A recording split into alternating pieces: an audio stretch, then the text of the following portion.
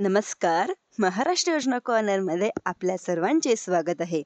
आजच्या व्हिडिओच्या माध्यमातून आपण बघणार आहोत की राज्य शासनाच्या माध्यमातून शेतकऱ्यांना कर्जमाफीची घोषणा करण्यात आलेली आहे.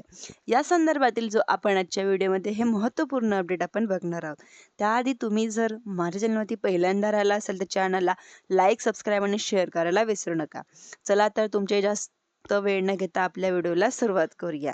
म्हणजेच की सामायिक अहवाल करण्याची मागणी देखील केली आहे. परंतु सर्व होत असताना आपण पाहिलं होतं की पूर्वी कागदपत्र गोळा करत असताना सुद्धाही आणि या योजनेची अंमलबजावणी केली जात असताना सुद्धा शेतकऱ्यांचे फार्मर आयडी आहे.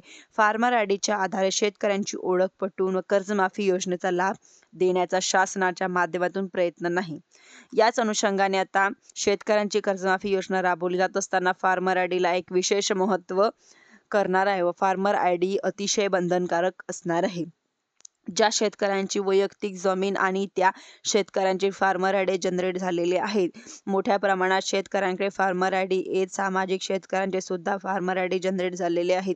त्या शेतकऱ्यांच्या वन जमीन आहे किंवा इतर काही अफारफट आणि ज्या जमिनी आहेत अशा जमीनधारक शेतकऱ्यांना सुद्धा फार्मर आयडी काढण्यासाठी आवाहन करण्यात आलेले आहे. 20 मे 2026 पर्यंत जास्तीत जास्त शेतकऱ्यांना ज्यांचे फार्मर आयडी अद्यापर्यंत जनरेट झाले नाहीत अशा शेतकऱ्यांना आपले फार्मर आयडी जनरेट करण्यासाठीचं आवाहन करण्यात आलेले आहे.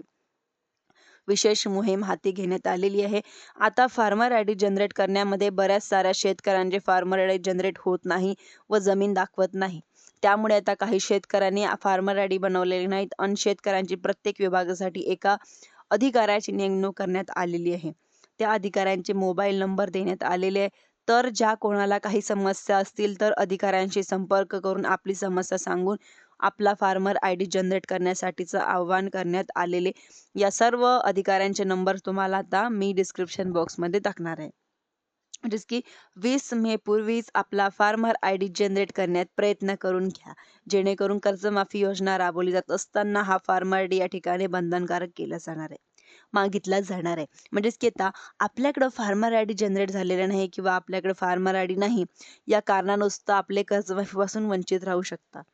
फक्त कर्जमाफीच नाही तर शासनाच्या ज्या इतर योजना आहेत त्या योजनेपासून तुम्ही सुद्धा वंचित राहू शकता. जसं की PM किसान योजना असेल, नमो शेतकरी असेल, अशा भरपूर साऱ्या योजनांसाठी फार्मर आयडी आवश्यक राहणार आहे. त्यासाठी तुम्ही 20 मे 2026 पर्यंत फार्मर आयडी काढून घ्यावी व तुमचा नंबर देखील जनरेट या ठिकाणी होऊन जाणार आहे. अशाच नवीन नवीन अपडेटसाठी माझ्या चॅनलला सबस्क्राईब करायला विसरू नका. धन्यवाद.